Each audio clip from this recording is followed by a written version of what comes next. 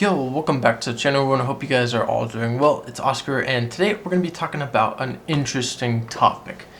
And this topic being that in the current chip market, or let's say collectibles market, more so in the spectrum of chip market stuff, people are paying more for, let's say, take these three New China 50 centers. People are paying more for these three chips than, let's say, they would want to pay for one more rarer chip.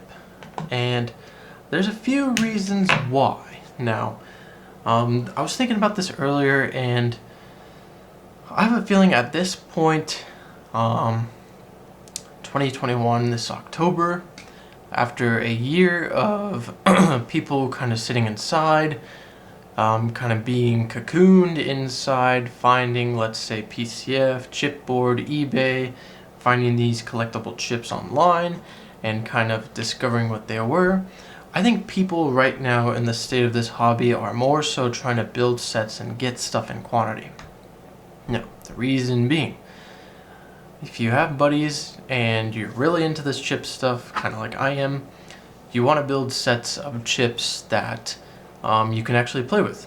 And in the long run, I think, if these guys are thinking about this in a kind of similar way like I am, it's similar to an investment. So buying chips right now at a relatively good price, holding on to them for, let's say, 10-20 years, over the next 10 to 20 years, if they still hold, which I'm hoping they do, they're going to hold their value or either increase in value, it'll be a great reason to hold on to them. So it might go for saying, like, let's say the Nevada Club 20. Most people who know me know that this chip is one of my favorite chips that I do own. And when I got it, it was like 50 to 60 bucks, I think. And I believe one of the last ones that sold on eBay sold for somewhere around 85. Similar to my New China Club 5, the Kino Queen one, I was able to get this chip for 40 bucks. And I think the last one of these on eBay sold for like 55 or 60 bucks. So, as far as a singles market, they have gone up in price. But for some reason, if I were to show you, if you could get this chip, which many people would like to get, is the Nevada Club 20, or for the same price, I could give you however many Jerry's Nugget 1s I have here. Although they are TRKs, they're chips that most people would probably want if you're in the TRK kind of spectrum. If you like to collect things in quantity, those chips might be something you'd want to get. Now, what if I were to tell you, let's put this in a hypothetical way, I would give you this whole rack of chips here that has a bunch of goodies. New China Club 50 centers, two Bellagio 5s, Money Tree 25s, South Tahoe 1, those Jerry's Nugget chips, there's some Hawthorne Joe's 25 centers in there, and a whole bunch of goodies. If I were to put this rack in front of you with all this good stuff in it, you can see all that stuff. If I were to put that in front of you, or you had the choice of getting the Moulin Rouge roulette chip, I'm sure a majority of them, or those who are watching this video, would want to go with the rack of goodies, considering, the Moulin Rouge roulette chip, being that it's rare, there's not many of them in the world that are known. I know I have one, and then the other guy who has them has the rest of them. It's a rare chip. We don't know what the value for a single one is yet. It's yet to be determined. But like I said, most people would go for the rack of goodies that I have here, considering there's New China Club 50 centers. There's chips that people have and are looking for and are trying to build sets of.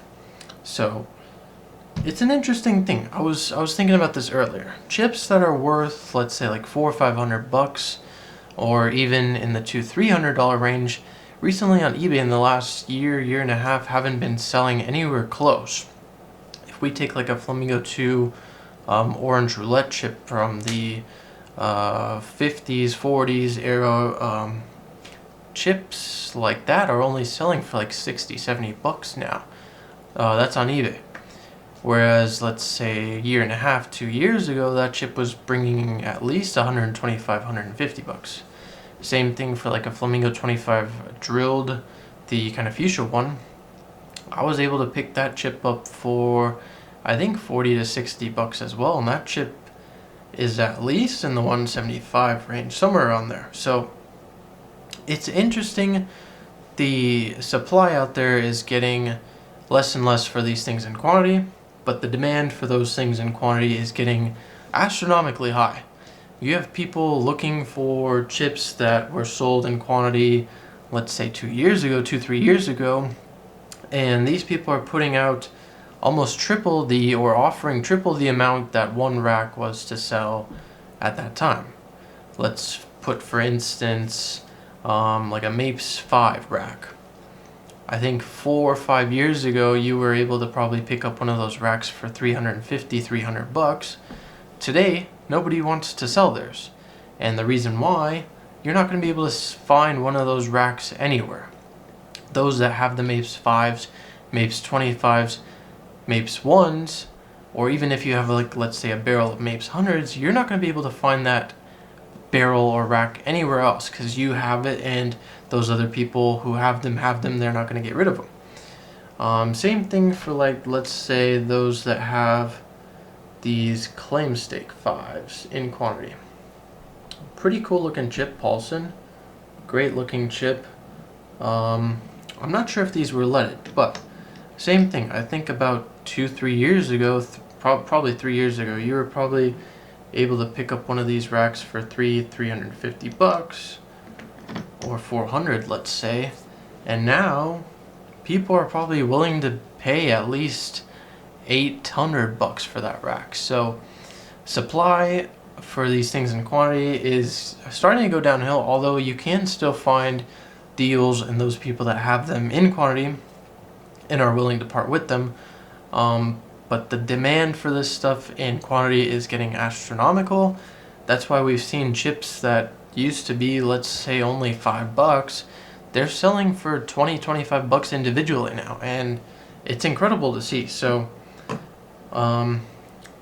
it's not in a bad way that these higher end chips are, they're not, I'm not going to say going down in value, but I guess the crowd that collects that stuff is getting smaller and smaller.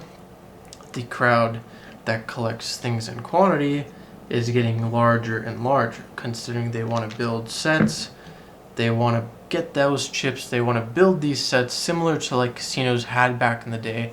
Have a rack of 50 centers, maybe 2 racks of 1s, 3 racks of 3 racks of 5s, and maybe a barrel or rack of 25s. Have a playable set that you can sit down, play with your buddies, or those that want to enjoy chips, and get to actually play with real casino chips. Not some dice chips, not some crappy China chips, or stuff like that, but actual real chips that were actually used, even if they're mint condition chips. Put those chips onto the table. They're real Paulsons, they might be real TRKs, they might be illegal chips. Put those chips into play, use them for what they are, even if they're collectible. Make sure they're safe with them, nice with them, and actually give you all the chips back when you're done. But like I said, supplying this market right now is majorly on supply and demand. Supply for things in quantity is going down, demand is going up. There is not so much demand for these higher end chips, but there could be a supply of those out there, depending on who's selling and stuff like that. But just wanted to make this quick little video. Most people maybe know about this, but I was just thinking about this in my head today, and just wanted to get it out there. So if you enjoyed the video, please drop a like. If you have any comments, put those down below.